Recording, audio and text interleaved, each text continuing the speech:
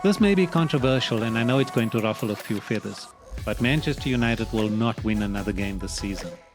So I obviously created this video before Manchester United went into the game with Newcastle. And I predicted rather boldly that Manchester United would not win another game in the run-up to the FA Cup final, including not winning the FA Cup final. Obviously, I'm wrong, and I admit to being wrong in that Manchester United surprisingly turned over Newcastle, playing a brand of football that I had not seen them play the entire season. So for Manchester United fans, I am actually glad that I was wrong, but the rest of my video, I seriously doubt I am. And I know Manchester United fans are not going to be happy with me because by definition it means that Manchester United are not going to win the FA Cup. Stick around and I'll give you my insights why.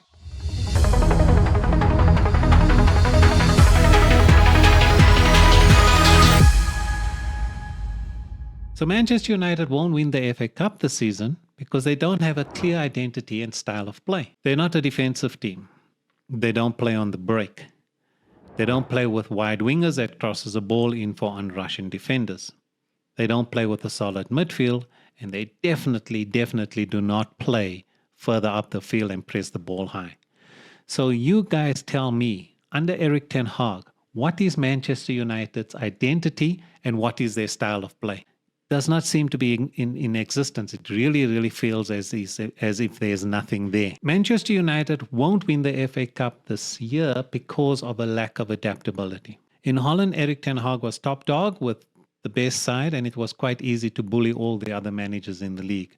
Coming into the EPL, all 19 of those managers are either on par with Erik ten Hag or much better. Erik ten Hag has not been able to adapt his tactics to suit the team. He has been outcoached by most of the managers in the Premier League. Yeah, sure, Manchester United have won games, but they haven't won games because of his tactics or the fact that he's a better coach. They've won games purely on the basis that they've got a better quality of player. Now, I know you're going to turn around and you're going to tell me, hang on, Zay, there's no ways on earth that Manchester United have better quality as play. They do. Casemiro is better quality. Bruno Fernandes is better quality. They have a better quality of player, and that quality of player gets you goals. It hasn't been because of Erik ten Hag's coaching or his tactical acumen. Manchester United won't win the FA Cup this year because of injuries to key players. Now I can hear a lot of you saying, hang on, all the teams in the EPL suffer with injuries. And I agree with you 100%. In fact, if you look at Spurs and you look at Chelsea and you look at Newcastle, all of them above Manchester United in the table at the moment, all of them have had horrendous injuries. In fact, Newcastle played with the same team over and over again. I got no idea how they've managed to get themselves that far up the table. And Erik ten Hag has had his fair share of injuries. The problem with Erik ten Hag is that the players coming off the bench come into a system that does not exist. So there's no clear system and pattern of play.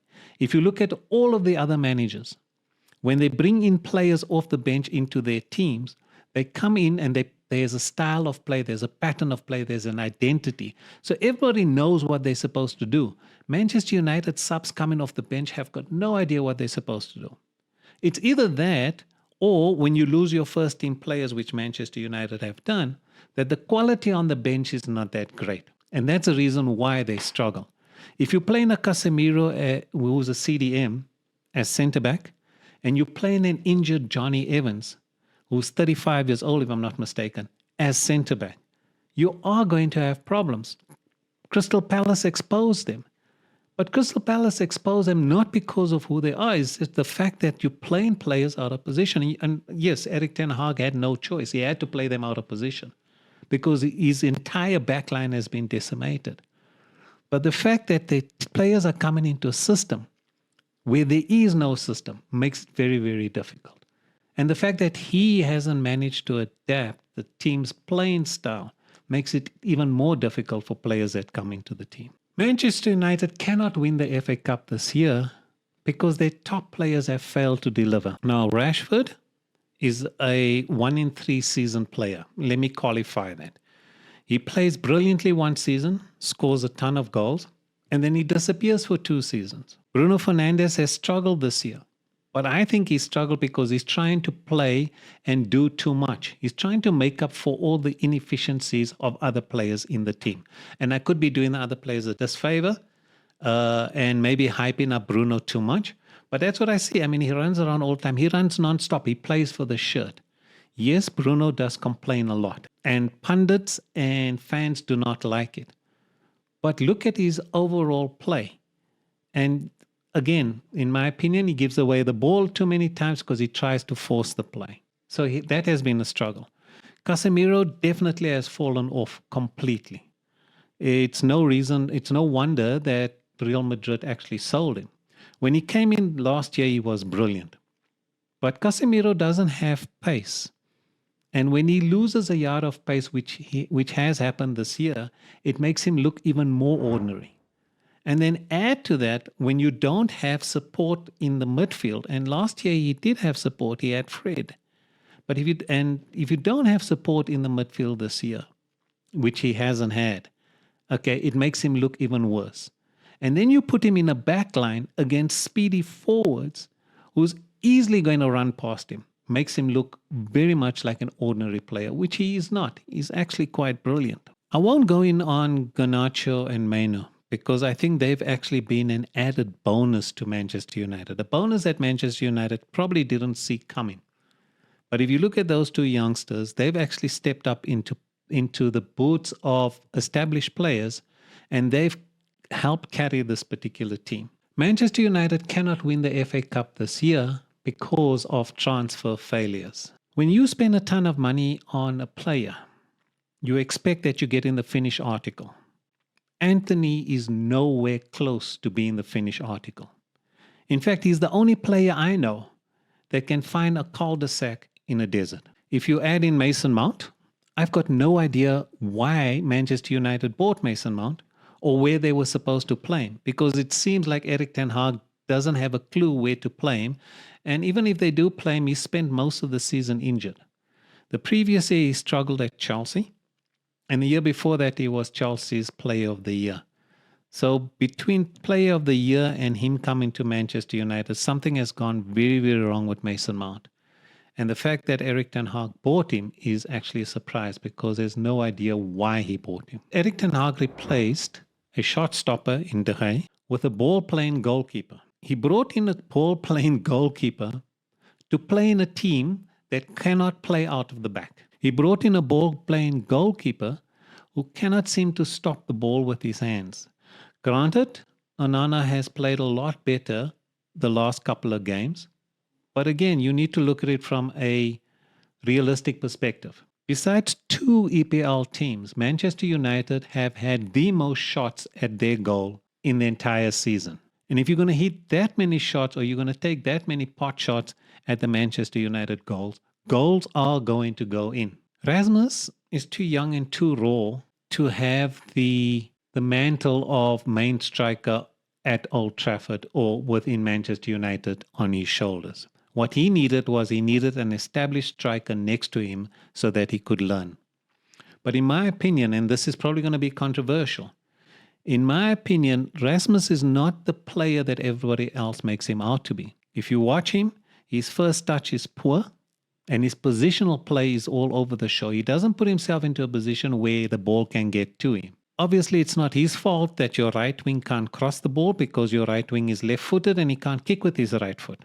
In fact, he only uses his right foot to stand on, and I'm talking about Anthony. And then if you look on the left, when Rashford plays over there, Rashford seems to run into players and doesn't cross the ball at all.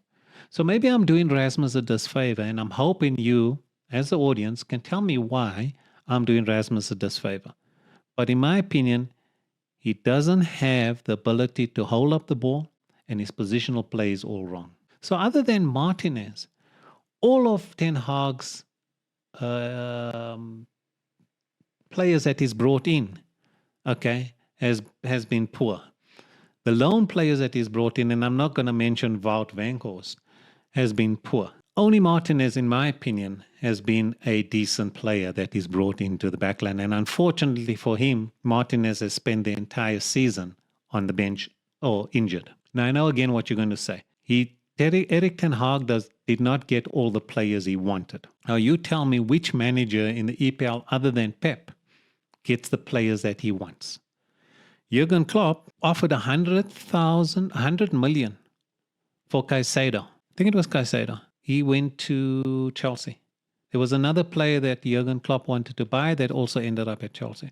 So even somebody as great a manager as Jurgen Klopp playing in a top Liverpool team that's playing very, very attractive football, even he couldn't get every player he wanted. So if you look at Erik ten Hag and you're telling me, yeah, but he doesn't get all the players he wants, yeah, I agree with you. He chased De Jong didn't want to come. He wanted Gapco. Unfortunately, at the time, he should have bought Gapco before he bought Anthony. So when he wanted to buy a Gapco, they didn't have money, hence the reason why he brought in Weghorst.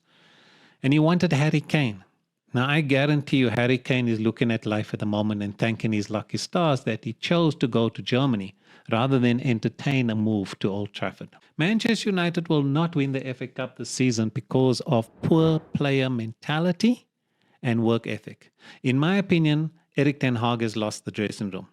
The players have down tools. They did it with Jose, they did it with Oli, and they did it with Rangnick. Nobody's going to forget the poor season under Ralph when nobody even gave him the time of day because they knew he wasn't going to be there for a long time.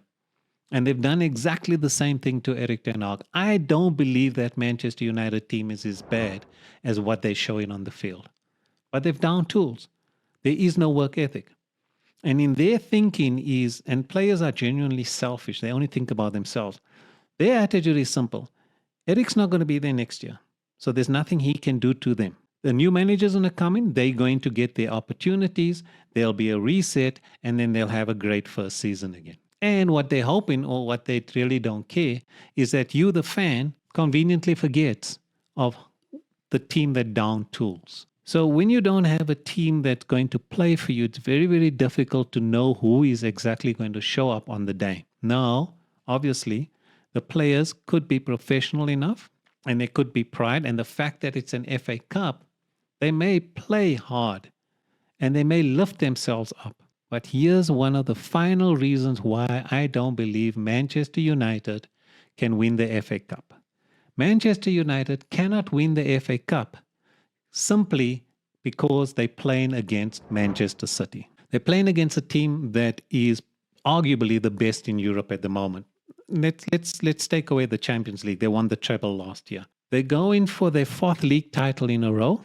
If they win that, they're going to be the only team in Premier League history that have won the title 4 times in a row. I think they're currently on par with Manchester United, who have won it 3 times in a row. Manchester United is up against Pep Guardiola, who is a better coach and a better tactician than Erik ten Hag. But ultimately, he's up against a manager who's got his team playing and who does, and as far as Pep is concerned, he demands 110% of it out of his players. And if they don't give him 110%, he's got a bench full of superstars that he can bring on in the game. And he doesn't forget that you didn't give him 110%. I guarantee you, you're going to be out of that team next year. So when you're up against a team that have a ton of top-class strikers, a midfield and ball players and creators in that midfield that is second to none, and I'm talking about people like De Bruyne, and a defense that is so solid with the speed of Kyle Walker to recover that it's very, very difficult to play against that team. Now, yes, again, it's an FA Cup. Hopefully, Manchester United players lift themselves up. And things have happened in the past where the underdog has gone in and won. But in this particular instance, I seriously doubt it. What could happen is that because Manchester City plays so high up, that possibly the wingers of Manchester United will have an opportunity to run behind them and beyond them. But let me tell you what I think is going to happen. Manchester United will come out of the blocks very, very fast, push City back, and maybe create 1 or 2 chances, which if they don't take, they're going to get into trouble, because what's going to happen is City is eventually going to take control of the game. It's going to push them back, and then it's going to be a problem in that Manchester United can't break out. They don't have the quality, they don't have the class, and they don't have the style and the stamina, and they also don't have the willpower to run when things are going badly against them. And that's the reason why I believe Manchester United cannot win the FA Cup this year. I know Man United fans are not going to be happy with me, but there you have it. Those are my insights. Thanks for hanging out, guys. This is Insight with Zaid.